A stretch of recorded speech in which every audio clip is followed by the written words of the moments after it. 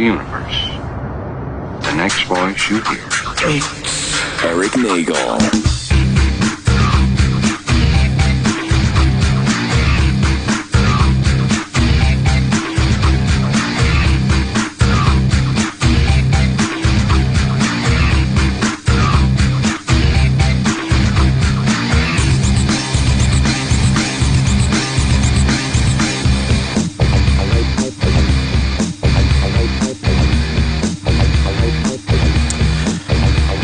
Ladies and gentlemen, welcome to the program. It is Erik Nagel, that is me. 866-969-1969 is the phone number. And joining me, as always, is my co-host, Matt O.G. Hello, sir. How are you? I am lovely, thank you. How about yourself? It's been a night. City sucks tonight. Oh, it sucks a bag of dicks. A giant bag of dicks.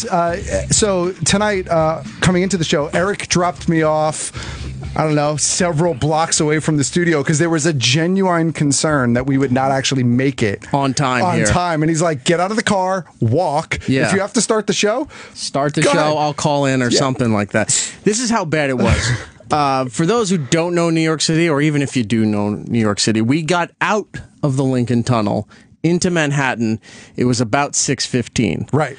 By 7:20, I still was, and that's roughly 40. It's 40th between 8th and 9th. Right. 8th and 10th, sorry. Where we work is 49th and 6th. Yeah, it's not far. Between 6th and 7th there in Rockefeller Center.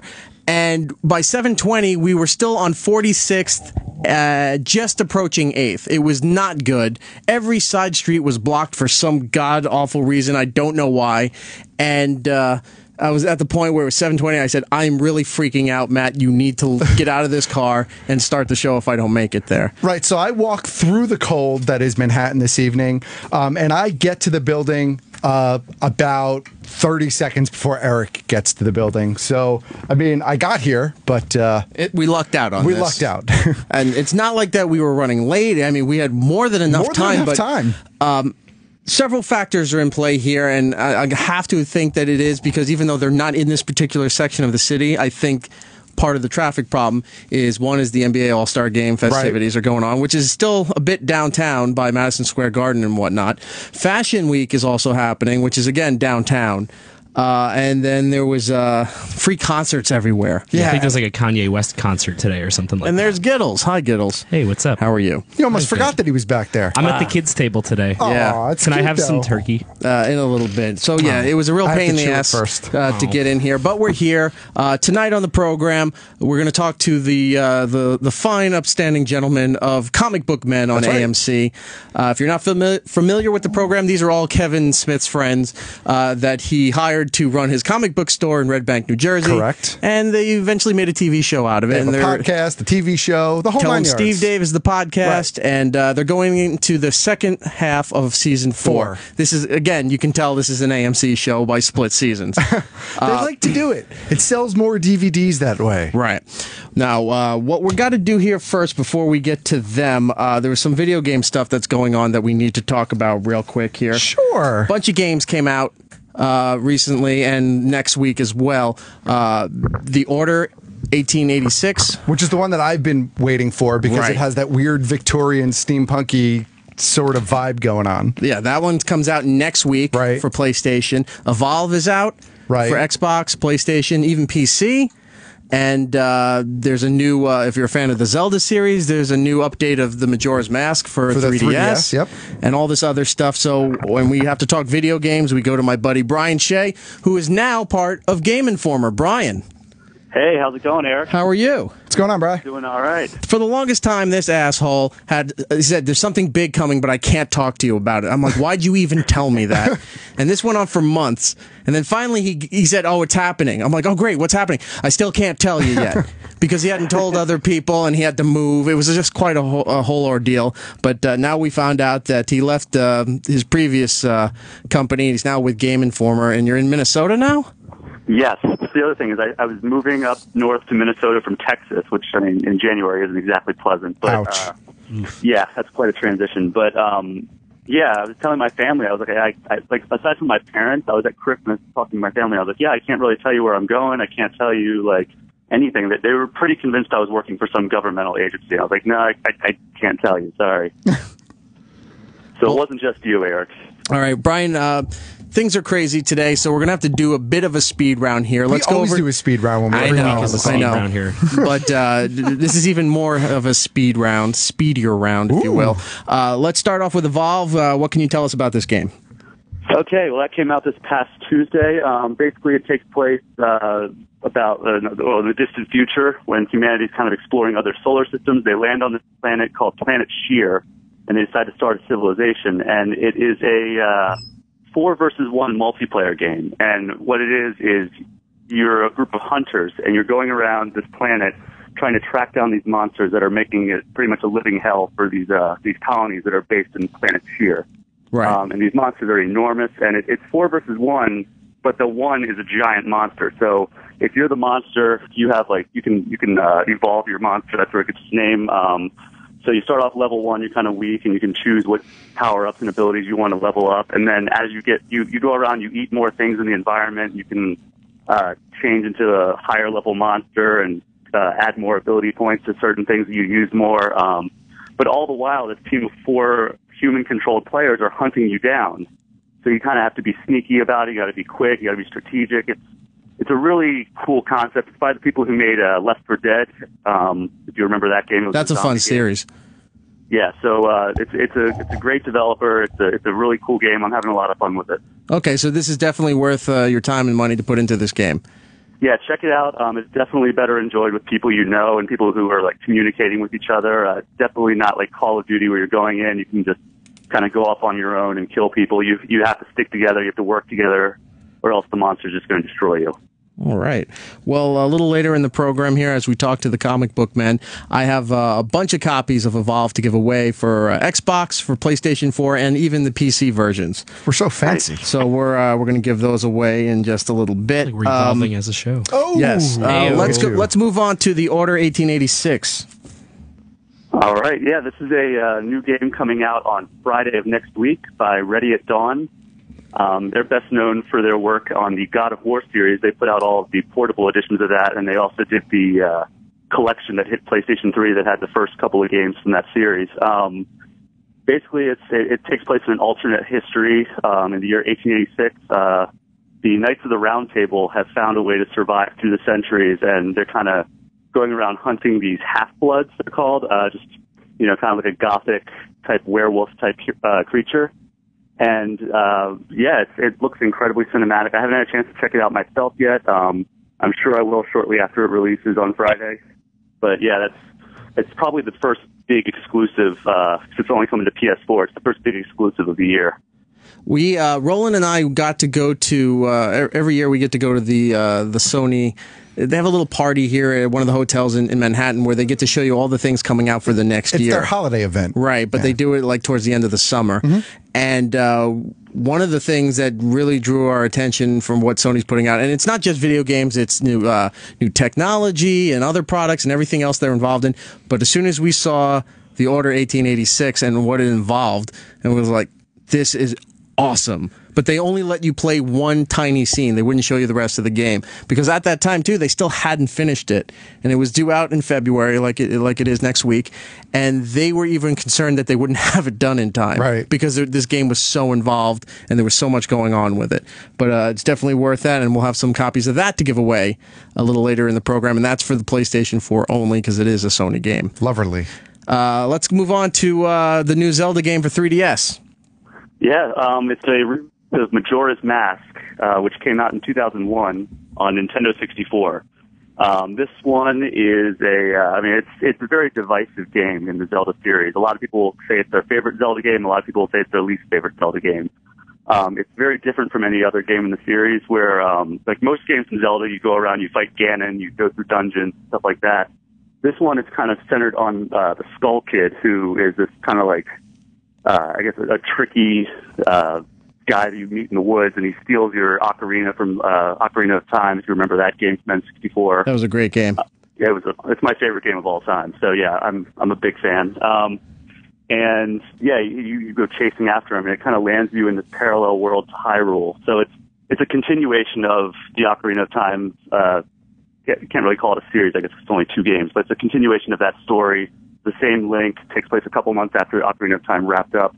But yeah, it's very different because you go around, you collect different masks, these masks give you powers, and you can go around and you repeat basically the same 3 days over and over again as you're going around trying to save the world and get your stuff back. Right.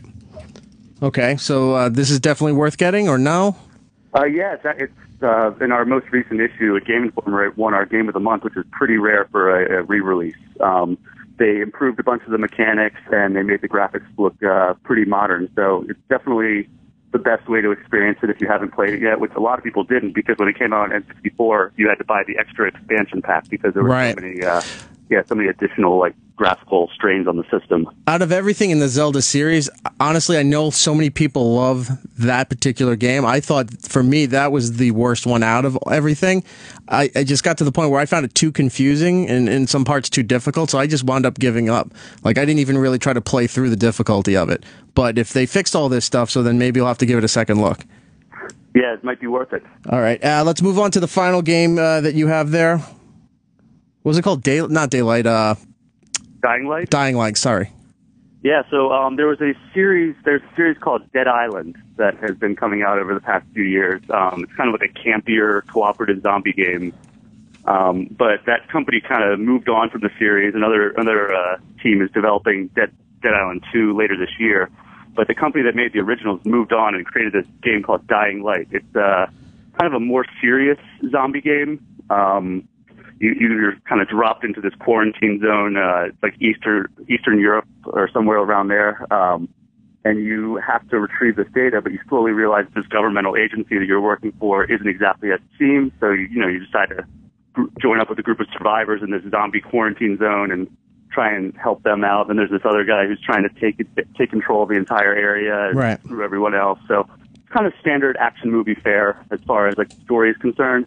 But the gameplay is awesome. You run around, you can run up walls and climb. It's all in first person. So it kind of reminds me of the Far Cry series, if you played that. And Far Cry 4 was my favorite game of last year, so I kind of dug it. But yeah, it's a great game. You go around, you find different weapons. You can pick them up. You can craft new ones. I found a flamethrower type attachment, and I attached to a knife that I had. So I had a knife that shot fire when I swung it. So you can get some pretty cool stuff going in that. And then there's also a whole bunch of exploration you can do. So this seems, this one seems good as well. So it seems like we got 4 solid games coming out right here. Yeah, and Dying Light hit, I think, late last month. So it's still fairly new, and I think it was recently on sale at one of the retailers. So keep your eyes open, because people are making it more available than the $60 price point. All right, well, we'll have to look for all of this stuff here. And Brian, as you're aware, I got my Xbox One, and I have a PS4 now when I had nothing last year. And all I've done was watch the Atari documentary so far. So they're just begging to be played with, so there's some great games here that I'm going to have to invest in and try out. And then invite me over to play, because I don't have anything, so... Let's do it through Twitch TV. No. You can watch me play. I don't and I'll make weird sounds, and then you can pay me donations. No, Twitch still scares me. Okay. Brian P. Shea on Twitter, and it's GameInformer.com, right? Yes, it is. And everything going good? They're treating you good over there? Yeah, it's been great. Perfect. Here. All right. Brian, thank you so much, my friend. We will talk to you soon with some new releases, all right? All right, cool, man. Talk to you then. Take care. I would like to have explored a little more, but we're really pressed for time. We are going to take a break, and when we come back, we are going to talk to Bryan Johnson, Walter Flanagan, and Ming Chen from AMC's Comic Book Men. We'll be right back. Oh, I am out of breath. You're always out of breath. So much going on here, but I have to take a moment to breathe because I'm fat and out of shape. Well, at least you admit it, and that's a start. And now... The what? There's a sport. Oh, wait, you're not on there. There you go. There we go. Oh, yeah. Hi, Ming. Look at that. Keep it down. Oh, it sounds good. It sounds so good. How come I'm out of breath and you're the one that was doing tons of radio today? Yeah. Yes, I know, right? Yeah. It's ironic. But before we get to Comic Book Men, let me tell you about our friends Loot Crate, who sponsor the show here. If you're looking for the perfect gift for that geek in your life, I hate that term. Geek? The geek term. Geek is a lovely term. It's not a lovely term. Not embracing it. It's a bad word. You're an ass. No. For that special person in your life, especially since it's Valentine's Day, or just want to treat yourself to something fun and exciting every single month. It's like Christmas. It's like Hanukkah. It's like your birthday. You never know what you're getting. Well, they tell you sometimes what you're getting, but they don't tell you everything that you're getting. It's like a period except awesome. Right. There you go. Go to lootcrate.com, lootcrate.com, /Opie, too, by the way. Right. Because then you can save $3 on your very first crate for your subscription. Ooh, delali. It's so awesome. Less than $20 a month every month. And you get really cool stuff. You get... I lean more towards the Funko Pop stuff that they're putting out now. Because they got great exclusive stuff. Like the Groot that was glowing in the hand with the glow-in-the-dark stuff. Wait until our post-Toy Fair show if you like Funko now. Why? Because they've gotten every single ridiculous license you can imagine, and they're making toys out of them. But doesn't that kind of oversaturate the market? 16 candles, sir. 16 candles. But anyway, Loot Crate will send you a specially themed box every month, hand-picked apparel, collectibles, licensed gear, and all your favorite franchises like Marvel, The Walking Dead, Doctor Who, Star Wars, Game of Thrones, much, much more. Maybe comic book men stuff if AMC is listening here. Everyone's just looking around like, I don't see this happening. No comic book men. Let's see, where was I here? Yeah, each month's box features a theme of movies, TV shows, video games, etc. This month is Play, and it's dedicated to all the tabletop, video, board, and card games that you love to play growing up and now. Nice. What could that entail? Everything. Risk, Magic, 90 Pokemon, different versions of Monopoly. I hope there's magic. Celebrate the balanced adventure, creativity, and excitement that great gaming can bring with this month's crate. Go to lootcrate.com/Opie now to sign up. And for a limited time, if you use the promo code Opie, you'll save $3 off a new subscription, your first crate there. Trust me, it is very worth it. Go to lootcrate.com/Opie now. That's lootcrate.com/Opie. It's Erik Nagel. Erik Nagel.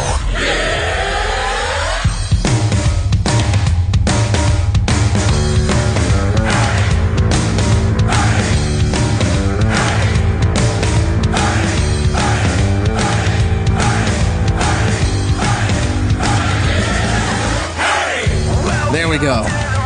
Welcome back to It's Erik Nagel. 866-969-1969 is the phone number. And this is really, really cool. I've been thinking about this all week, how awesome this opportunity is that we have right now to talk to the comic book men from AMC's Comic Book Men. Sunday nights, midnight. Why midnight? It's not my network, man. if it was, the all Ming Chen network, AMC. Because they got Walking Dead, Better Call Saul. Oh, Talking Dead. Yes. And that's why they bumped you to midnight. And then another Walking Dead. I mean, I think you just answered your own question. Yeah. Oh, well. Midnight does well for us, though. I was going to say, midnight's not a bad spot, though, especially with all that stuff leading up to it. That's all right. There's no competition. Yeah. At midnight, what else is coming on? Well, that's right. I do know Kevin does live tweet sometimes because he's up at that time.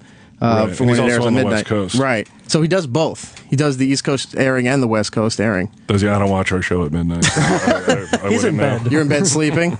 Yeah. How are you guys doing? We have Walter Flanagan, Bryan Johnson, and Ming Chen here.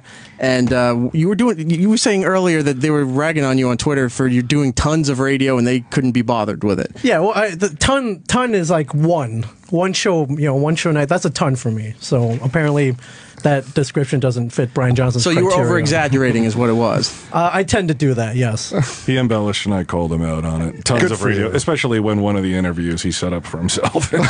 It's pathetic. What show did you do? Something called Geek Hard Radio. Podcast? It's a podcast, yes. Well, you guys are no strangers to the podcast. Would tell him Steve Dave does very well. It does. We almost had Loot Crate as a sponsor, as a matter of fact. They're jumping on everybody's bandwagon right now, and it's a good thing. Except apparently Tell 'em Steve Dave. They haven't quite jumped on that bandwagon. Well, we yet. turned them down. Oh, good on you. I turned them down because, when I saw the stuff, I was like, nobody's going to like this. And I didn't consult my podcast partners. I took it upon myself. And then now they still send us the stuff every month. Right. And I feel like I couldn't have been more wrong. And almost every time we have another spot, we end up talking about Loot Crate. So they get pimped regardless if they pay us or not. We've got a bunch of boxes in the back there. This month's crate was kind of cool. It was the blueprint specs to build Voltron on a shirt. T-shirt there. Yeah. So that was kind of cool. And then some 8-bit glasses and everything else was not of my interest, but it was good stuff there. It's fun. You're right. It is like Christmas. It is like Christmas every month. But we're not here to talk about Loot Crate. No, we are not. We're here to talk about Comic Book Men. This is the start of the second half of season 4, right? Correct, yes. AMC loves splitting these seasons apart and making you wait. Like, traditional television would tape or film everything, and then you would go straight through except for, like, the holiday breaks. But they would keep going. But AMC will do 8-10 episodes here, and then you wait 6 months before the other comes around again. Now, are you filming all of this at once, or are you actually shooting it like, all right, we're going to shoot 8 episodes, wait, and then shoot the next 8? Yeah, we shoot all at once. We go from about July until September, so about 2.5, 3 months. We just shoot them all in one shot. So the whole series is done. They just split it up as far as the airing goes. Right. This season, the episode that's coming up this Sunday here involves Adam West. Yes, right. Adam West from your old favorite Batman 1966, the TV show. You say something which they call you out on, and I really want to talk what about else is new? But I don't want to give it away. But you said something to Adam West that even as a casual viewer, you would smack their head and go, "What the fuck is wrong with Ming? Why would you say that to Adam West?" Adam, I don't mean to brag, but I do tons of radio. Yeah, that's exactly what I said. Yeah, I spoke from the heart. Maybe it wasn't the best thing to say. But what did you say? I don't recall. About a certain vehicle being better than another vehicle. The piece of crap Black Beauty that had like a sticker on the side. It's like one of those magnetic signs that like yard guys like buy and just put on their truck. There's no way that I don't want to talk about it because we don't want to spoil it all, right? But you're a silly man. I'm saying is you're a silly man with silly ideas. No, you're a silly man. And the thing is, he's an Asian, so he's supposed to respect the design of things, and it's like it looks like it just looks like a box, like when you're little and you put a cardboard box with the strings around your shoulders and then just drive around, pretending you're driving. That's what it looks like. Well, I think his Asianness he was siding with Kato, I think is really what happened. I think you're 100% right. That's what happened. It's not really the car, it's the man who drives it. It's the person behind the wheel of the car. Yeah. All right, since we're going to talk about this, according to the storyline, it was said that Ming made connections to get these cars available for what you were planning to do in the episode here. But due to insurance purposes, you couldn't really do what you wanted to do with these cars here. Was this some kind of convention guy that had these cars? Yes, is that where you got them from? Right. Yes. Okay. Can they actually accelerate that fast, or were they just there so you can wheel them in and out of the showroom? I believe they can hit a higher top speed than, say 10 miles an hour. So the insurance was really that ridiculous to do anything with them on the street? They may not look like much, but yeah, there's a ton of money being poured into these cars. Especially the Batmobile. I would think there's a ton of money that goes into making that thing look as good as it does. The guy with the Batmobile, is it the same guy that has the Batcopter that flies it around in the parking lot at the Meadowlands? It might sound absurd, but no, that's a different guy. That's a different dude with a different Batmobile? With a different Batmobile, with a different Batcopter. I think there's a guy with a Bat boat. There's people with Bat everything out there. People like it, but has it ever been your dream, Walt, to be like, I want to own a replica Batmobile someday? For any reason. Sure. Past your 8th birthday. Let me let that caveat. At a certain point in my life, I think every red-blooded American boy who grew up in our ages, when we were kids, wanted to have a Batmobile. Right, and then when you got older, you're like, well, maybe if I slap a Bat signal sticker on my Prius, that's kind of the same thing. With Adam West on the episode here and Ming doing what he did, are you familiar with comedian Gilbert Gottfried? He has a podcast of his own, and he talked to Adam West not too long ago. And Adam told a story about being thrown out of an orgy. Have you heard this story? That was right after we shot the episode. Yeah. Ming and Mike cornered him. I'm like, sorry. They didn't want to put out, so they we're getting something out of this. Yeah, listen, you're here for a reason. If you're not going to do it, wasn't a race. We paid to have you here. He was telling a story about him and Frank, the Riddler, Gorshin. Yeah, right? Frank Him Gorshin. and Frank Gorshin were invited to a party. I think it was somewhere, Bel Air or Beverly Hills, one of those ritzy areas. And they were going to the party, but they weren't aware of what kind of party it was. They thought it was just another, high-class Hollywood party. So they go into the mansion, and they go down this set of stairs, that the ones that split off like a circle and wrap around. And as they're walking down, both of them realize that there's an orgy going on. And they just looked at each other and started laughing. but they didn't know what to do, so they started doing their characters.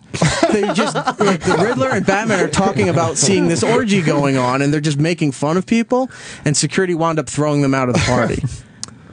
I didn't hear that story. No, he didn't tell us that story. Yeah, he didn't mention that story on the set of Comic Book Men. Check out Adam West on the Gilbert Godfrey podcast, because he told a whole story about that and about Cesar Romero having orange slices thrown at his ass by boy toys. Jesus Christ! I mean, who does? Adam West revealed a lot on that show.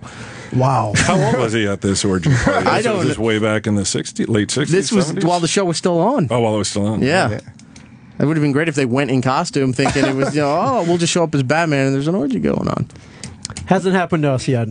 No. We must not be doing it right. I would think, luckily, in some regard, I don't know that you'd want to see that at this point. I don't know that Adam West in an orgy at this point in time Cesar is... Romero thing, that's interesting, though. Yeah. Well, orange slices? Yeah. Adam, what happened in that guy's life that his fetish became like, go on, chuck a tangerine? Have you gotten to invited to parties like this or put in situations because of you being on the show? Have you gone to places where people are throwing orange slices at their asses? Yeah, or orgies are going on, Sure. or drugs available, things like that. Like, do you show up at something that you think is one thing and turns out to be something completely different? I mean, there've been a couple of questionable, cosplay parties, but nothing like this. Nothing where people are doing it. Doing it. Or they're making love.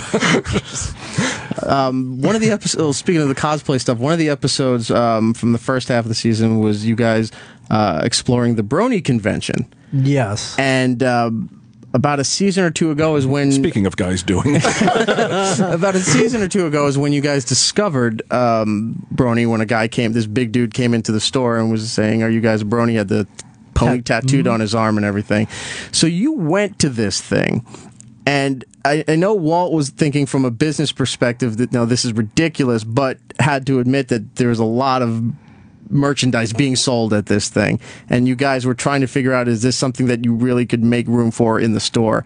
Since that point, are you now carrying like My Little Pony and Brony stuff, seeing that there's a market for this? I gotta say, I couldn't be convinced. Jay and Silent Bob's is now exclusively like your one-stop shop for all Brony. They don't carry anything else aside. They throw all Kevin shit to the side. Yeah, you want Pinkie Pie, you want Rainbow Dash, we got that. You want some Nightmare Moon? Yeah, it's all there. That convention couldn't convince you to carry it, huh? No, I mean, it's like you said, there is definitely money to be made off of that stuff, but there's a certain level of... You feel like the money might have orange juice.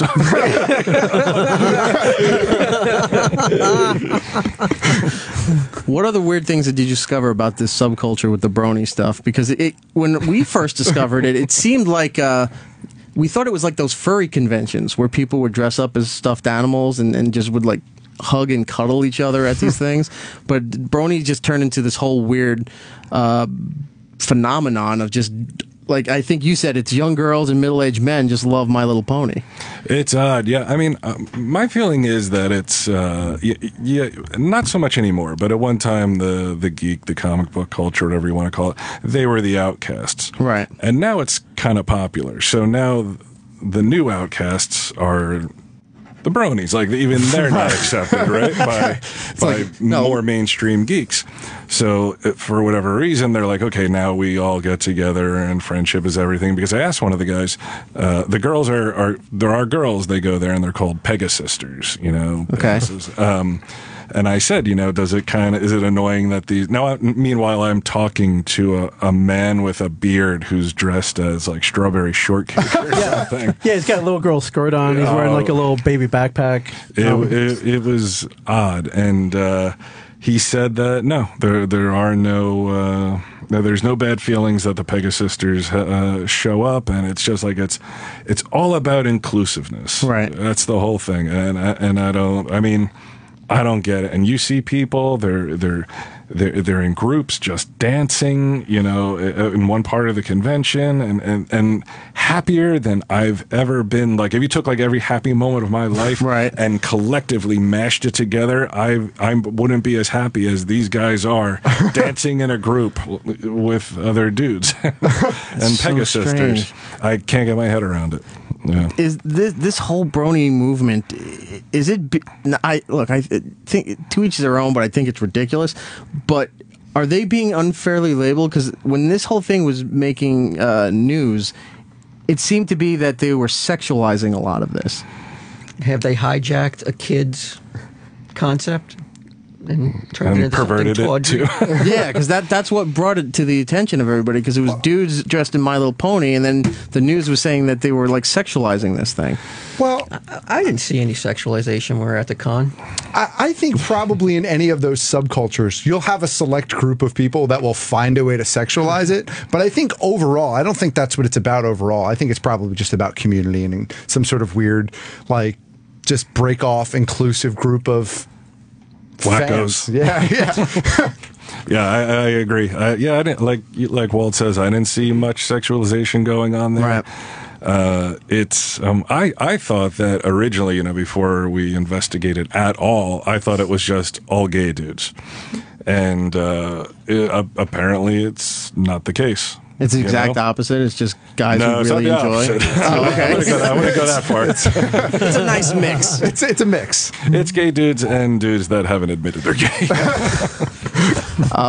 So going to a convention like this and going to a lot of conventions now where before you guys were all into comics and going to conventions to to buy stuff, to get comics, to see artists and celebrities that were there. Now you're on the other side of the table here where you're selling stuff and taking photos and all that stuff. When you first got the chance to do that, how did that register in your mind as far as I was that guy last year waiting for Lou Ferrigno for the 9th time? I think there's two different takes on this. I'll let Ming go first. Yeah, no, I love it. I love meeting people who watch the show, who love the show. People bring their little kids up, right? And they're little kids don't hold back. They don't lie. If they like the show, they like something, they're going to tell you.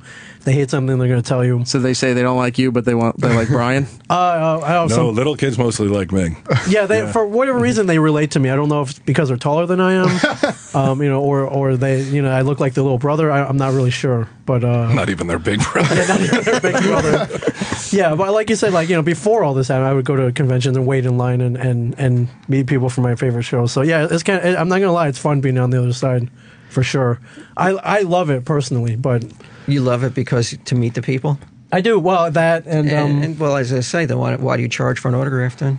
Greedy. Not being greedy. It's just supply and demand. That's what the market. Do you point at these two and say, "Oh, they make me charge for this"? I'm sorry, man. Otherwise, I do it for free. Won't do it. Yeah, I don't go to cons. I don't. Yeah, I was going to say because you don't. Outside of what you have to, how you have to be social involving running the store, you don't seem the type that likes to go out and do any kind of like social gathering or activity if you don't have to. Yeah, that's accurate. I don't like to put myself up for 3 days. I don't know if I'm not saying that's what it would be like, or like talking to people all. I don't know. Is it like that? Yeah, it is like that. It is. Yeah, you're right. It is like that. I can't muster up the energy to talk about it for 3 straight days. Even one day would be pushing it. I just want to do what I got to do at the store, and that's enough for me. Now, running this store. And the way you guys got involved with everything here, Kevin Smith's comic book store, it's Jay and Silent Bob's Secret Stash in Red Bank, New Jersey. Walter and Bryan grew up with Kevin, and that's how you got involved with everything. But how did you fall into the mix here as far as the because I know you worked doing View Askew stuff. You were doing message board or the website or something like that. I did the website about 20 years ago when Clerks came out. I did a Clerks fan site. I was one of those geeky fans who would put together like a fan site. I was like, ooh, I love Clerks. So I was trying to find other Clerks fans. Right. And instead of that, he saw it and gave me a call and asked me if I wanted to work with him. And so that led to this. So basically. This was your rock star moment. He reached out for the crowd and picked you up and said, "You're going to come and join us." I was the Courtney Cox. He was the Bruce Springsteen. Right. I came up and started dancing with him in the dark. Yes. And Mike, who isn't here because he had some family obligations. How did Mike come into the fold with all of this? Mike actually was a customer at the store for many years. Great guy, super knowledgeable about comics. I mean, his comic book knowledge is unsurpassed. We needed a guy to fill some hours at the store, and Mike was the perfect choice. And that was years before there was ever a talk about a show about the store, though. A lot of the stuff that you guys do involve, besides dumping on each other and asking each other trivia questions that you're sitting there and pondering like it's the question of life. You deal with customers that are coming in and out all the time as far as buying and selling stuff. What is the ultimate get for the store and for you guys personally? Like, somebody walks into the store, puts something down on the counter. What is the ultimate get for the store, and what's the ultimate get for you to take home for your personal collection? I'm a big G.I. Joe fan. I'm a kid of the '80s. So if you got G.I. Joe stuff, bring it in. So I want to look at it. And when I was as a kid, I collected all the figures about 8, 9. When I hit 12, I either lit them all on fire or I blew them up with firecrackers. So I'm trying to get all those figures back that I blew up. So you're just trying to recollect your youth. I am, and I got my ultimate thing though. They put out this 7-foot aircraft carrier back in the '80s. Right, it was like the first $100 toy, and my parents were cheap, didn't buy it for me. So 30 years later, I got to buy it for myself when the dude brought it in. I remember asking for. Oh, hold on a second. I remember asking for that at Christmas, and they said, "Oh, you're going to be, pleasantly surprised with what you got." And then I opened this big box, and it's that hovercraft that they made, which was not the aircraft carrier. Not the aircraft carrier. And my mom thought it was just as good. And I said, it's a fraction of the size of what the aircraft carrier was. Yes, it's all green. It's a hovercraft. No, I'm talking aircraft carrier. I think that's what killed me on G.I. Joe. I think that's what's done. It was just a whole world of disappointed. Your mom ruined G.I. Joe for you? I think she did. That's kind of spoiled. It is. You're kind of a brat. Maybe I'm pumping it up for the radio, Matt. I don't know. What about Walter and Bryan here? What's the ultimate get? Ultimate get. I mean, we've been at the stash since 1997. Most of the stuff that comes in would barely be. It should come in the front door and go out the back door where the dumpster is. Yeah. It would never be camera worthy, most of the stuff that comes in. But since the show, that's definitely changed. A lot of more high-end pieces coming in, a lot of really interesting stuff. But the Holy Grail, I can't believe I'm saying that, but the Holy Grail... if you call the stash Mecca, I'm going to knock you off the chair. I guess it would have to be Action Comics #1. Yeah, but it would be even greater if someone didn't know what it was. That would be my method. It's like I found this in a wall somewhere. Like, do you know anything about it? I was like, this might be worth a couple bucks. Anything for you? For me, I've talked about it a few times, and the thing is, I can go on eBay probably and find it somewhere. But the Evel Knievel stunt cycle from back in the early 70s, like you crank up the side, then you press a button and it the would thing take takes off. Yeah. And it was a certain version because they made a couple different versions, but the version I want, I would like to see it come in someday. With that kind of toy, and as popular as Evel Knievel was, letting it go, especially if you got that thing on Christmas morning or for your birthday, you're done by the end of that day. If you're trying to jump over a whole bunch of stuff, that thing just falls right off the stoop into the sidewalk and it's in a million pieces. Right. Yeah, I remember maybe a couple days into having it, I shot it at my sister, and it had like that little gear crank on the back wheel, and it just spun into her hair, and she had to cut part of her hair. It was awesome. You got something? No, I was just going to ask him about, because I'm a toy collector, so I wanted to know if your aircraft carrier was complete, or are you missing pieces of it? It was complete enough. I think the big thing it was missing, there was a megaphone that came with it, right, where you could call like all hands on deck, and he didn't have that. I was like, all right, I'll pick that up later, not knowing that little piece, that little bullhorn is $100. I was going to say, because that particular piece, you see it quite often, more often than you see an actual complete. Right. You see people selling off the pieces that survived from there. And I can't imagine all the stickers and decals are on it. Oh, yeah. There's like 1,000 stickers on there. Yeah, it's crazy. Yeah. Was that the one that you had to fish out of the garbage, or was that a different toy? No, that was a different toy. That was something called the Terrordrome, which was like a big... from Ninja Turtles. No. It was a G.I. Joe piece. Oh, okay. It was a G.I. Joe piece. Oh, Technodrome is the Ninja Turtles. Technodrome is the Ninja Turtles one, yeah. The G.I. Joe had a Terrordrome with a little airplane that came in the middle and little jails on the side. It was a big piece, but yeah, I fished that out of a neighbor's garbage one time. And then 3 weeks later, he saw it and demanded it back. Oh. And then the neighbor's dad came over, and what ensued was Ming's parents not getting his back and be like, give him back his garbage toy. Give him back the garbage.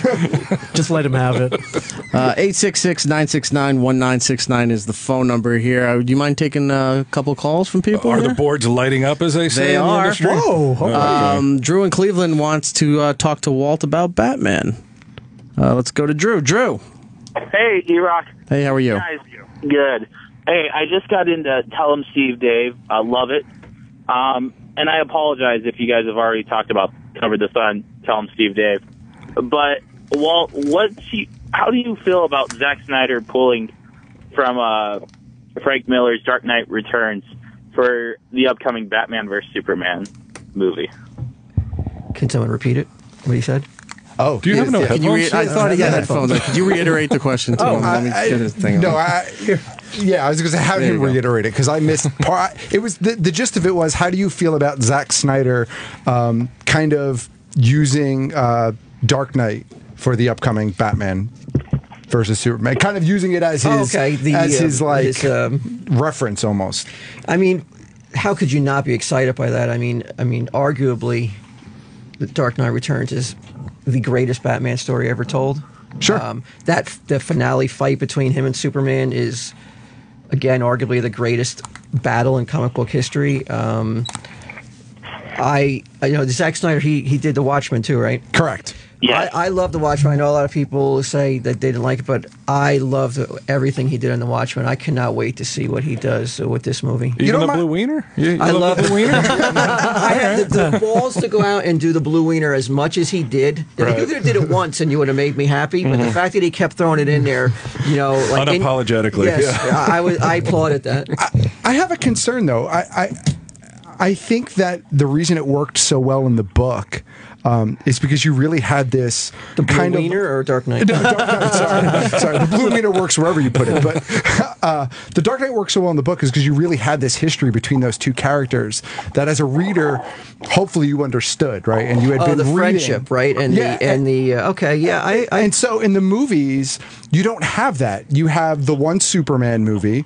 You have what we're assuming is an older version of Batman who hasn't met Superman, at least as far as we know. So how do you kind of take, because there's no history between the two characters. So how does any of that have the meaning that it had in the book? Does that make sense? It makes a lot of sense. I totally agree with you that could be a factor in not being as powerful as the Dark Knight fight, but I mean, what are you going to do? You're going to wait for that fight? You're going to do 6 movies? No, of course not. Of course not. Matt. I'm just wondering how he's going to, if that's what really the path he's going to do, how he's going to really give it that importance, because that fight really is based on a lot of history that he has to figure out how to really condense to something really specific to get, I think, the effect that you want. Well, do you think that they're going to become great friends in this movie and then fight, or do you think they're just going to be uneasy allies? I mean, uneasy allies probably.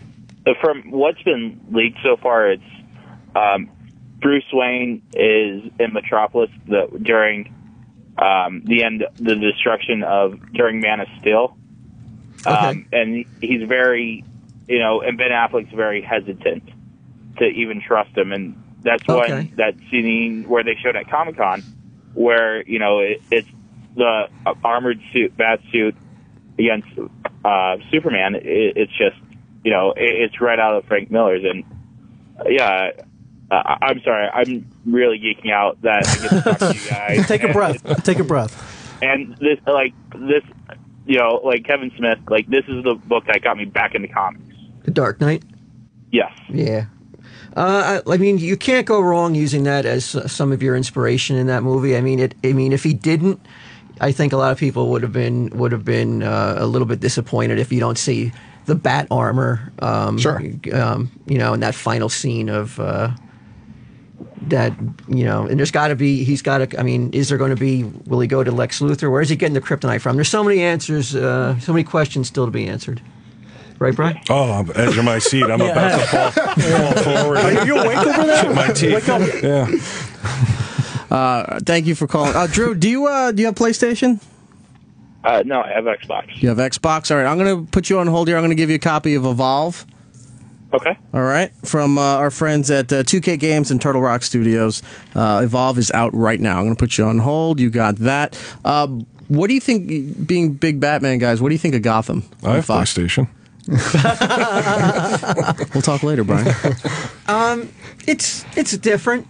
I mean, my mom loves it, and she's not into comic books. She just keeps calling me after it's over and being like, "Have you watched Gotham? Did you watch Gotham?" I'm like, no, I have it on my DVR. Just get poser click. So I got to be honest. I've only seen a couple episodes, but it's very. I love the style of it. I love the look of it visually.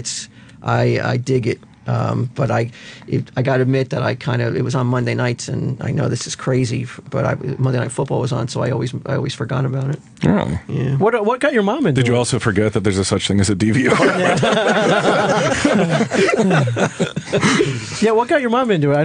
She's not say the target.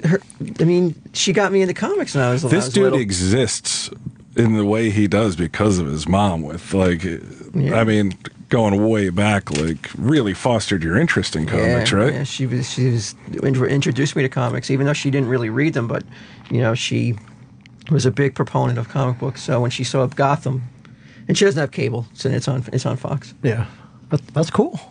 That's cool. And she's not into football, so my mom would never call me like, "You see Gotham?"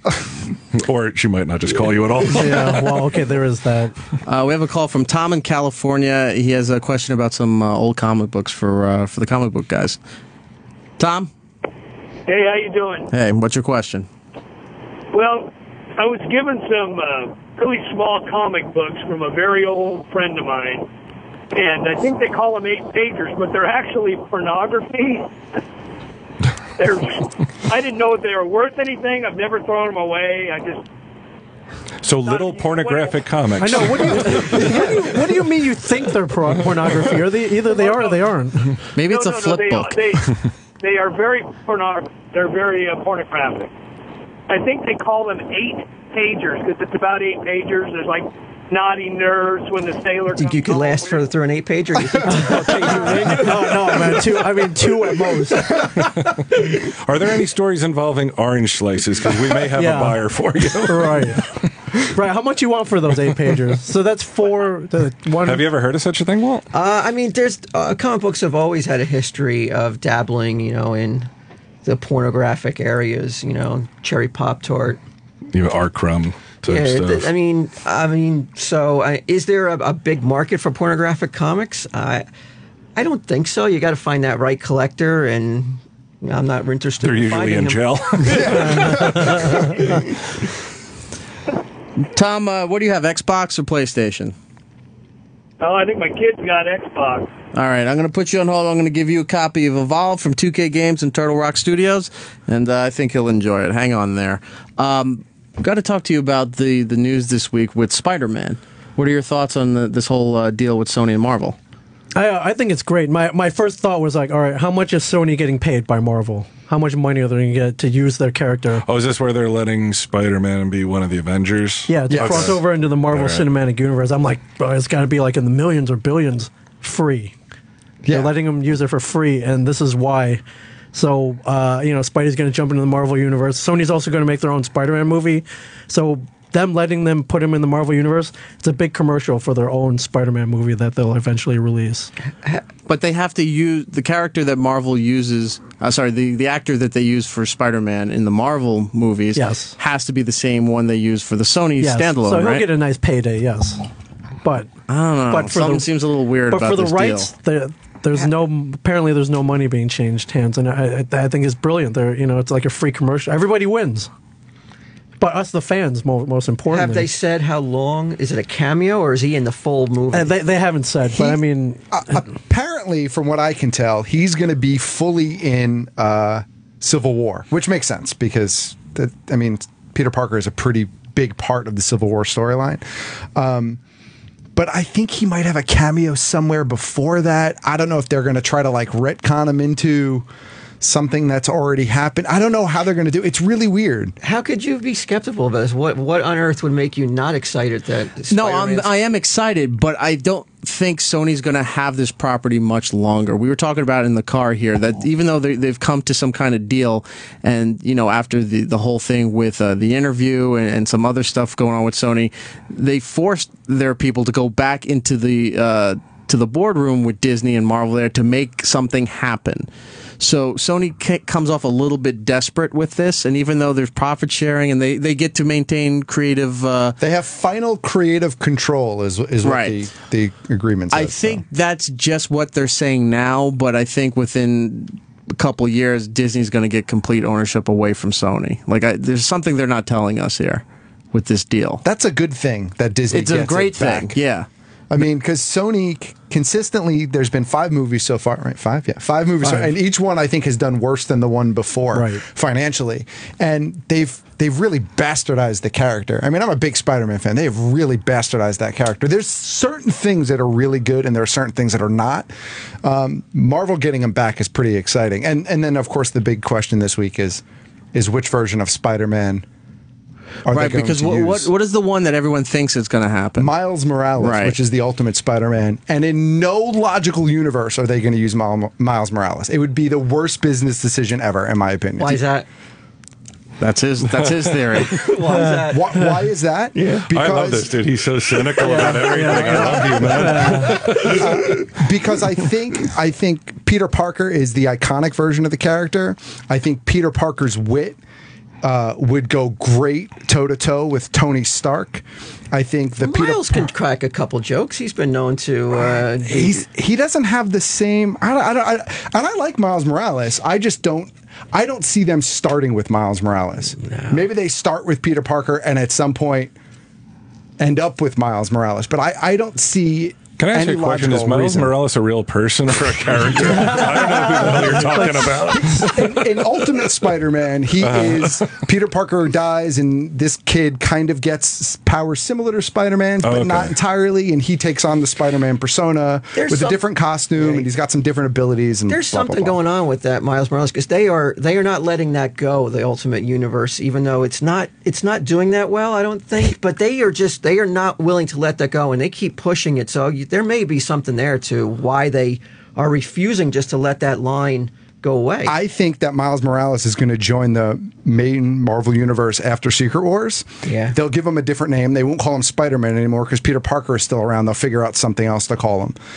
But I think he'll be one of the fallouts from Secret Wars that'll join the main Marvel universe when the rest of the Ultimate Universe starts to fall off. What do you think is going to be bigger, Convergence or Secret Wars? Or Secret War, whatever. I don't feel good about either one. More? Eric, do you not have a snoring sound effect that we can play here? Bryan and I are just looking at each other like, still awake? Yeah, I'm here. I see these buttons in front of me, and I see, like, dump. I'm just pressing it like crazy. It's One's the trapdoor under Ming. Oh, really? All right. Oh, like Austin Powers, I'm just going to go backwards into Ming's the fire just taking pit. notes for I Saw Comics. I am, yeah, thank you. I should talk about this on my podcast. I did talk about this. This is the way it's really done. I did talk about this on my podcast. I Saw Comics. Points about what I had for dinner Thank you very 3 much. weeks ago. I did talk about Convergence versus Secret Wars. Thank Comic you very Book much. Man on AMC Sunday nights at midnight. So, Spider-Man definitely a positive thing. What do you think of as far as the peripheral characters around Spider-Man being brought back into the Marvel fold? You mean his villains, or yeah? You mean? I mean, he's definitely got in all of comic book history. I mean, he's got the most powerful arsenal of villains, most colorful, the most. I mean, just great villains. I mean, even more so than Batman. I mean, he has, like, you can go down the list. You know, after the first 4 Batman movies, you're like, well, who do we got next? You know, right. It's like they're like pulling, for suitable adversaries. I think movie-wise, I think DC is probably more for Warner Brothers is more afraid to explore some of Batman's other villains outside of the ones they're really comfortable with. I think Marvel is a lot more willing to take a chance, and that's good because maybe we'll get to see Kraven, or maybe we'll get to see a real version of the Lizard, or that'd be awesome. Sorry, shocker. But you are a fan of that. Like, you love when they pull the more obscure villains, like ones that are not known by the mainstream. Well, before the last Spider-Man movie, I mean, before that guy, I guess they're not making any more with that particular actor. Correct. They were building for what looked like a Sinister Six. Correct. And they still want to do a Sinister Six, is what they say. But a proper Sinister Six. We hope. With no Electro and, well, that previous Electro. Yeah. Not Jamie Foxx. Who are the Sinister Six? What characters fall into there? Go ahead, Ming. You're a comic book man.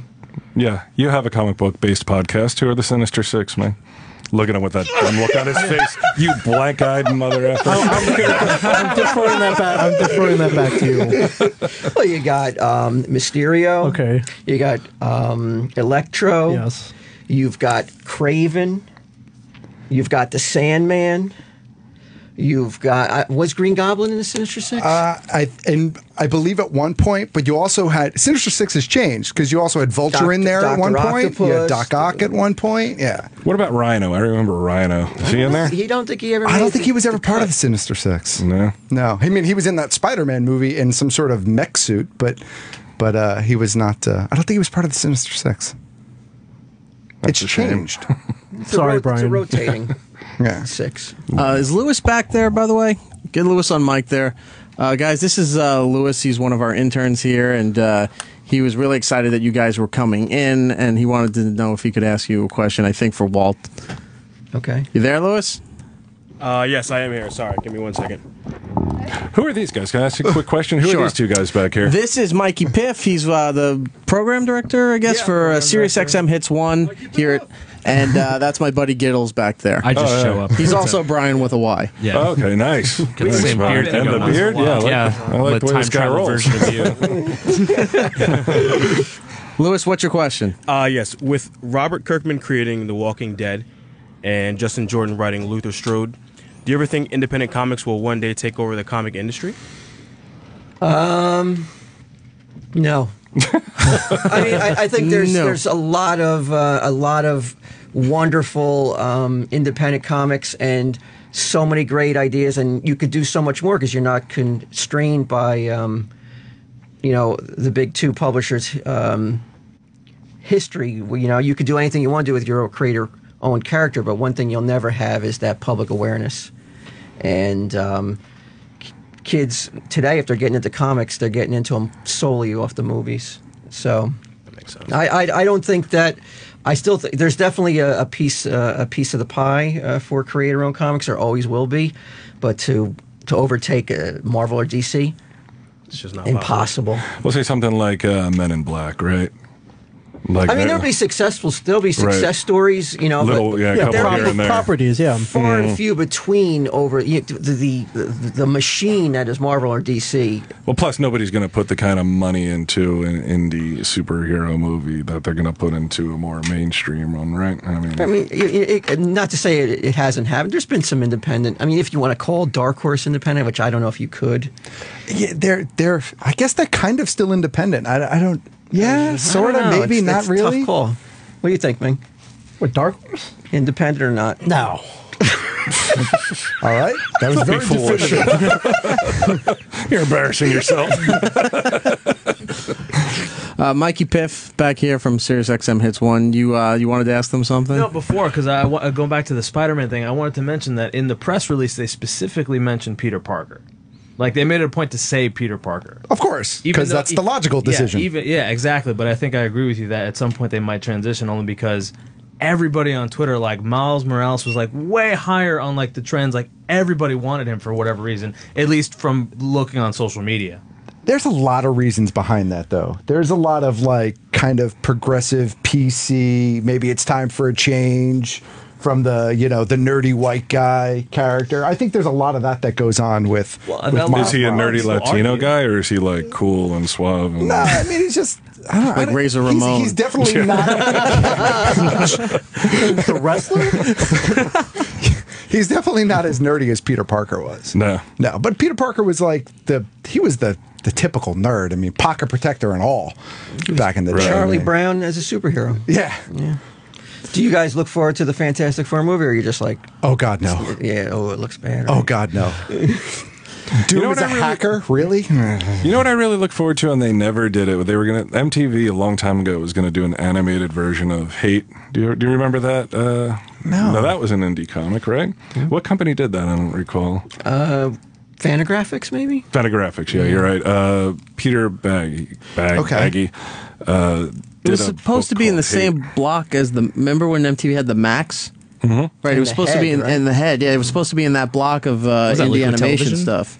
No, they just started their own thing. I think it was like late Saturday night, where they were doing the head, the Max, and all this independent animation. I think that was supposed to be part of this block that they were building, and then all of a sudden they just dropped everything. Yeah, I saw him, Peter, at a con, and I kind of asked him about it, and it didn't seem like he really wanted to, talk about that. Yeah, and you could only do that book animated as an animated show, because live action you could never capture those reactions of Buddy and the girlfriends, and it's such a. Did you ever read it?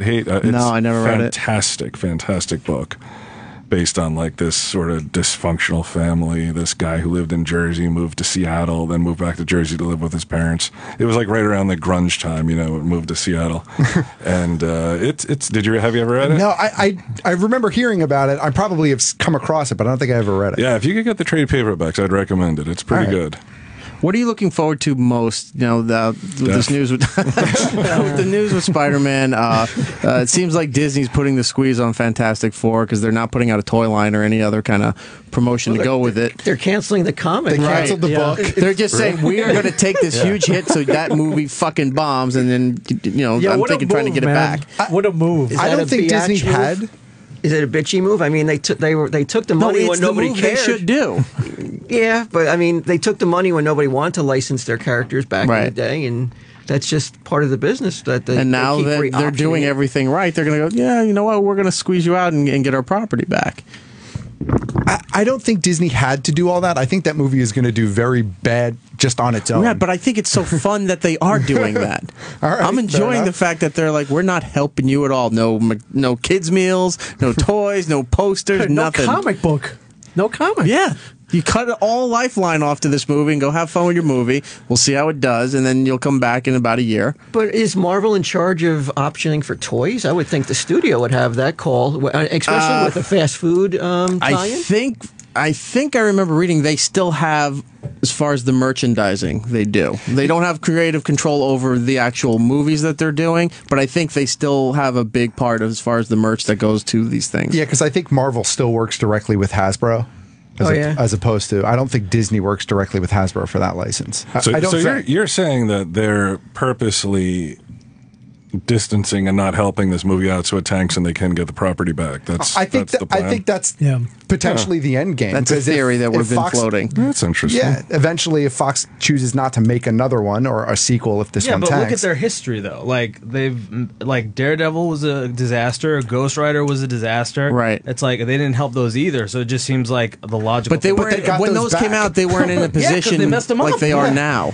Say again? When those came out, Disney and Marvel were not in the position that they are now, where they can strong arm all that. I think everyone agrees with Disney and Marvel that like these guys are messing it up. Please get it back. There was like you could feel the giant sigh of relief when it was like, oh my god, Marvel's going to do Spider-Man. Thank God. I think a little by little you're going to see all these properties eventually, cutting side deals coming back to Marvel, with the exception of X-Men because it's doing too well, and that's going to be almost impossible for them to try to pull away from Fox. Yeah, Fox will hold on to those as long as they continue to be successful, and it seems like they found a good formula with those, with First Class and where they're going with that. Who's got Blade now? I think Marvel's got Blade back. Yep. Oh, I can't wait. I love the first Blade movie. I hope they do something cool with Blade. Yeah, that'd be great. I hope they do something with Punisher too. That'd be great. Punisher would be great as another Netflix series. They do. Yeah. Oh, wow. Somebody made an infographic with like circles and see who owns what universe. I have it saved on I'll show you guys after. It's interesting. Yeah. They don't care.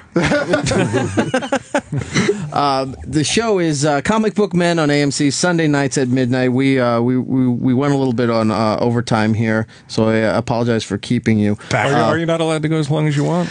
I guess I could. I'd have to answer for it on Monday, but Monday's a holiday, so there you go. Yeah, do it, Eric. Yeah. Yeah, so you'll answer for it on I'm not going to Tuesday. be bullied into. We'll go a little bit longer, I guess, because there are a lot of phone calls here. Do you still want to take phone calls, or are you done with the audience? No, I'll take phone calls. You want to take some phone calls, Ming? Yeah, let's take some phone calls. Let's go. At least one of them has to be like, you want to come to an orgy? Or throw tangerines at my ass, perhaps. What if it's from a brony? Dude, All right. if that's the offer I got, what am I supposed to do? All right.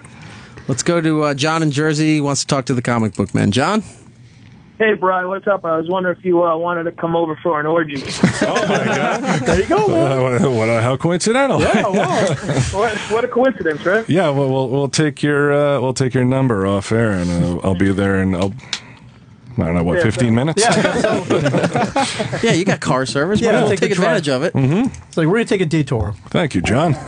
But I'm just calling up. I had a question about. I used to collect comics growing up, and I got more into it lately with the whole trade paperbacks and everything. Where I was just wondering if you guys see is that a big popularity? Do you see a lot more people buying those as opposed to the actual weekly comics? Absolutely, yeah. I think that the stash at 35 Broad Street in Red Bank, we are selling way more trades now than the single issues. It feels like we're constantly reordering trades, and I think it's just the... Is it just for convenience? I think so. I think it's convenience, and if you missed out on an issue, you don't. It's always available. There's no it's never sold out. Though a trade paperback is always in stock. Don't you think price plays into it a little bit too? Yeah. Sorry. I think you're right. I think it's price, and it's also like the world has this binge mentality now. With TV. They don't want to. Personally, I'll throw a little plug out there for Better Call Saul on AMC, which I absolutely loved, and I was so happy that the second episode was on the next day. But then now I got to wait week to week, And the same thing with trades. It's like you don't have to, and that's a month, right? Like, that's a long time, right? Are they that much cheaper than buying the singles? Yeah, well, I mean, think about it. If a trade collects 6 issues and it sells for like 15, or it sells for $20 versus $4 an issue. I mean, some books are up at $4 now, aren't they? Yeah. So you're probably saving like $4 by buying the trade. Yeah, maybe even a little bit more. Not everybody makes Walt Flanagan money. You gotta understand this. No. I agreed with that. I was like, if you are, I didn't realize. Yeah, I guess you're right. I think you probably end up saving. It might even be more than $4 in some cases. I think you probably end up saving a few bucks. And I'm more interested at this point. I'm not really trying to resell anything. I'm more interested kind of just keeping up with the stories and stuff. So I find it easier, kind of going to the trade paperback route for that. If you're interested in keeping up with the storylines and stuff. Okay. Bust the lube out, John. I'm going to be over there. Hey, John, do you have Xbox or PlayStation? I got PlayStation. I'll take that order 1886. You right? No, you won't. I'm not offering you that. Ouch. No, I'll give that. I'll give that to you. It's the order 1886 from Sony and PlayStation 4. You can pre-order it now on Amazon.com. It is out February 20th, and that's when you will receive it. John, I'm going to put you on hold. We'll get your information. All right. All right, thanks, man. Love the show. No problem. Thank you very much here. With the trades, would you recommend that for somebody who's new to comic books or wants to get into a different story? Would you point them more to the trades, or is there something about the individual issues that's more special to get them more attached to the story? Well, I think if the trade paper market, unless a book goes out of print, a trade paperback usually just stays flat what the cost of the book. But the single issues, if you're collecting more for I want to resell them at a later date, it seems like that's the way to go. Then buy the single issues. What do you think of a lot of the stuff now showing up in the apps for DC and Marvel, where you're getting everything right on your iPad? Well, that's Dunder Mifflin right there, isn't it? I mean, it's like you're selling something that eventually it looks to be going the way of all digital at a certain point. I'll probably be dead by that point. But yeah, so he doesn't care. Yeah, so I don't care, but I absolutely, that has to be a concern for the comic book industry if you're selling comic books. I think that's this generation. Like our generation, I think still like I can get a book on. Like I bought the Confederacy of Dunces the other day, right? And I could have downloaded it immediately, but I like to have that book, you know. I like to have it in my hand. Same with the trade, you know. Like you'd like to have that trade in your hand, right. but like you said, our kids and kids today, they are not interested in anything that they can't view on their phone, right? Yeah. So I mean, or have like that immediately. Yeah, that's going to be a problem for the second manager of the stash. Yeah, that's our kids' problem. Yeah. But go back to that whole Middle East thing. They can worry about that digitized comics. But going back to the trades, I think Walking Dead's a good example. A lot of people have seen the show; they want to get back into the comic books. You know, we're going to point them to the trades or company, the man. Yeah, because you can't go. Yeah, because the investment to go back and buy all the Walking Deads. You're like, oh, you want to get into it from the beginning? All right, well, here's $1,200. Yeah, that's just for issue one. Issue one is $1,200. But once you get into, you may hit a certain point. It's like, I'm a collector now. I want the individual issues. Then you can go back and get those. Yeah, I did that with Walking Dead. I watched the first season and then I went back and bought the compendium, and it was like the first 48 issues for $20. So it was so much easier to catch up on it and much better than watching on like a digital screen. Not easy to read though. Those things are like 15 Oh my god, pounds. It's great. You can beat someone to death with it on the subway if you need to. As a weekly reader, I kind of split it. So like, there are books that I really care a lot about, that I want the individual issues, like Saga, for example, right? I buy that when it comes out every month. Like I want to own that book. But I also like to read a lot of the Bat books, and I just have no need to actually have them and store them someplace. So I'll get those digitally. And then sometimes I'll trade or get trades of specific storylines. But I kind of split it depending on what the property is or what the Doesn't title it kind of feel weird though? You're like, oh, there it is, but I don't feel like I own it really. Yeah, it's stored on a folder on my desktop. Is that what it comes down to? It's the actual ownership of the material. For me, I think that's what it is. It's like just floating there. Like my mother was years ago consumed with Farmville, and it was just like, oh, I have a chicken with a purple party hat. I have this green cow, and I'm just like, no, you don't. You don't have any of it. Like, you lose your password and you're done. Do you have a lot of valuable comics in your collection? Not anymore. Not anymore. You sold them all? So yeah, probably about 8 or 9 years ago now, I just sold every book in my collection, and I replaced the stuff that I felt like I wanted to own in trade form. So like a bunch of Batman stuff, Spidey stuff, that kind of stuff. But well, that's one thing. If you're into comics for collecting for value, that's one thing digital will never be able to replace. Correct. You'll never be able to trade your digital copy or resell it to to a store or anything. And actually, digital copies might actually help bring back some sort of value to individual issues. Because for a while, individual issues were, unless it was something significant, had no value to them because there was billions of them printed, right, or whatever, and everybody had one. But if more and more people are buying digital and there are less and less physical copies being printed, you might see a nice uptick in the physical back copies. issue market. Yeah. But what about? But will there be the brick and mortar stores selling them then? As it keeps, like guys at cons. Yeah, your kids are in trouble. Guys at cons, they're all right. Do you see it at some point where? Well, God, I hope my kids aren't. Do you see it at some point where, with the digital technology and the books now coinciding for now, do you see it where comic book stores will become more toys and figures and collectibles and less of the actual comic book itself? I think they are right now. I think that you have to try to offer more than just comics. You have to offer some toys, maybe some apparel, definitely trades. How does the toy how's the toy market faring these days? Are figures still in? I mean, there's certain figures that are definitely still sought after, but I mean, it's tough. I mean, there's so many. And the figures are not cheap, man. They're expensive. At $25 for an action figure now. That's a retail value, not the Chase figure anymore. Yeah, my niece wanted a Harley Quinn figure. She's 9, and she wanted a Harley Quinn figure for Christmas. And I'm looking, I'm like, $30, $35. I don't love you that much. Let's not get crazy. Yeah, there's some lines doing well. They're like Funko's kind of taking over the world right now, right? They have something that is so great is that it's almost like disposable figure. It's like it's a impulse buy almost. Those are those They're little so short cheap. ones. Yeah, right? they're like $10.99. You can't beat it. It looks cute. Oh boy, I wish I owned a part of Funko.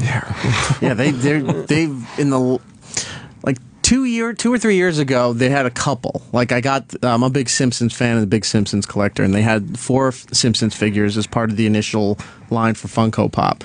And then all of a sudden, they got every license, and they're getting almost every other license, and everything that you could possibly. It's a great time to be a fan of anything because you can get anything now.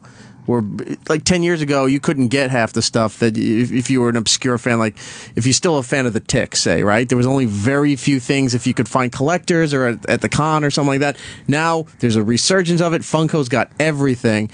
I'm getting a little sick of these exclusive figures and the Chase figures from blind boxes, but you know, if that's what it takes to hook people in to keep buying this stuff. That's the stuff where you don't know what's in the box. Yeah. Box. Because I collect. You hate that too, right? Yeah, I don't like that. I collect some Kid Robot and some Titan vinyl for Simpsons and the Doctor Who lines, and you get everything except those mystery figures, and you keep trying, and it's another $8, another $10. It's like, oh, didn't get it again. And just go, look, I bought enough. I'll just buy the rest on eBay, and you know somebody's gotta have it. Is that the only, in the collectible world, is that the only way that concept ever works? Like, you buy something, you don't know what it is. I mean, that's the only world. Like if you went to the food store, it wouldn't work. Right? Like you don't know what type of food is in this bag. Yeah, you're like, I didn't want calf brains. I wanted a frozen pizza. It's kind of like the old grab bag, thing you used to see at conventions back in the day. You know, it's $10 and you're guaranteed to get $20 worth of crap that I don't want, and that's kind of what it is. You know, you're taking a chance. I mean, I guess at least with these you have a rough idea of what it is, but I don't. Not like everything can be Loot Crate, right? Yeah. Right. I don't like blind box either. I think it was the only way that some of these toy companies could, especially if they weren't, you know, Hasbro or Mattel or something like that, that they could at least compete or survive.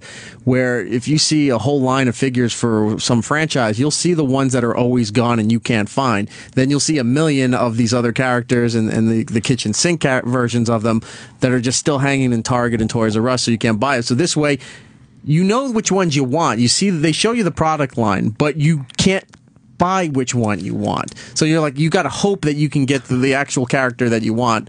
So it's frustrating, but those videos online do amazing amount of subscribers and hits for people just opening blind boxes. Like there's millions of hits on just some guy who said, "Oh look, I just bought the new South Park line from Kid Robot, and I don't know what's in all 18 of these figures here, but we're going to open up one by one." And they're all Cartman, right? and people go on YouTube and they watch other people. It. Yes, they're called unboxing videos. They're extremely popular. Makes no I sense. thought I had nothing to do in life. They got more views than comic book. I know, Jesus. Oh, that's not right. This next episode, we just unbox stuff. Yeah. That's what we should do. It's a good idea. We've kept you longer than we should have, but I do appreciate you guys staying and hanging out. I'm a big fan of the show. Tell them Steve Dave is the podcast. Comic Book Men on AMC Sunday nights at midnight, of course, for the television show. One last thing, though. You guys do have your own figures coming from Diamond Select. We do? Yes, we do. I was not aware of this. Mini mates. Yeah, they put Are all they in their blind mini box? mates. Yes, they're all in blind boxes. Fuck, another Ming. 19 Mings. That's right. You got an extra Ming? I'll buy it all. And the Chase figure is Brian because he didn't want any part of it, so he's not even in the line. Yeah, there's a line now called Mini Mates, Brian. Now they kind of look like Legos, and they're about this. This is your figure, Brian. It's you. Oh, there I am. You're wearing a TSD. You're like an angry Gandalf. Yeah, right? Oh, wow. I know, I should have had like a staff in my hand. Yeah, so there are 5 of us. You can shrink the photo down to see everybody there. But yeah, all of you guys, and Kevin is part of the line as well. Yeah. Good for you. Well, see, this is old hat for you two. You two already have your own figures. From the In Action line, right? Yeah, Graffiti put one, Steve Dave and Fanboy years ago. Yeah, they're impossible to find these days. Yeah. I think they're in the same dump as those ET guys out in New Mexico. They're in the Alamogordo landfill. Yeah. So what you can do... make room because the Ming figures are coming. If you buy a box and there's 11 Mings in there, you can just take them to the cons and up them a buck or two. So if somebody wants to get something signed, you just put them right there and you sell them yourself. Exactly. Well, that's a definite. That's happening. So I'm pretty excited. I'm happy that I'm a mini-mate. Yeah. Well, me too. I'm not so happy that I'm not getting paid or wasn't aware of it. I guess the mini-mate part's cool. Watch Comic Book Men Sunday nights, midnight on AMC. Also subscribe to the podcast. Tell them Steve Dave. And if you're in the Red Bank area in New Jersey, go down to Jay and Silent Bob's Secret Stash and annoy these guys like everybody else seems to go after seeing the show. It's like, oh, maybe they're there. And they check everything out. Are all the customers real when you're doing the transactions, or are they actors? Most of them are real, yeah. Because I'm amazed none of them look at the camera while you're doing everything. They're told not to. But those are the ones that don't make it to the camera. They get cut. Yeah. That guy's just lingering. Twitter is everything. Do you want to give those out? Twitter, I'm at Ming Chen 37, MINGCHEN 37. And Walt and I are at Tell 'em Steve Dave with our buddy Brian Quinn from Impractical Jokers. He does Tell 'em Steve Dave with us as well. All right, that's great. And Matt, do you have anything you want to plug before we get out of here? Sure, I'll give out my Twitter. It's GeekStuffOG, and check out the podcast. I'm part of Geek Stuff, BKGeekStuff.com each and every week. Very nice. Giddles, thank you for coming in. Giddle Base on Twitter and Mikey Piff on Twitter. Check him out on SiriusXM Hits 1. I'm E-Rock Radio on Twitter and the Instagram. Next week on the program, we continue with AMC. Last week we did Andrew Lincoln. Today, of course, the Comic Book Men. And next week we have Michael McKean and Jonathan Banks from Better Call Saul. And NECA Toys will be in studio as well. Nice. And we'll talk about everything that happened. We had him last week. You did? Yeah. Wow. Your ratings just plummeted this week. Oh my God. I don't see you fanboy much, but that was awesome. Wow. Watch a show. Like you clutched your stomach. You're like, oh my God, he's here. I was like, wow, and they're still like so nice to us, and you had Andrew Lincoln before. And next week, Better Call Saul. And like I said, NECA Toys will be here. Randy and Chris. We'll talk about New York Toy Fair and all the new stuff that's coming out from NECA. Indeed. So we'll have them next week. And everywhere else. Yes. I think that's about it. That's it. Look for the show later on SiriusXM On Demand. Thank you, everybody. Oh, we still have other games. I think I'll give them out on what we have left on Twitter there. Okay. So follow us for that. See you next week, guys. Bye. Take it easy. And that's all the time we have. Follow Eric on Twitter, Facebook, and Instagram at eRock Radio. The show should be back next week. Maybe in 2 weeks. Who the hell knows around here anymore?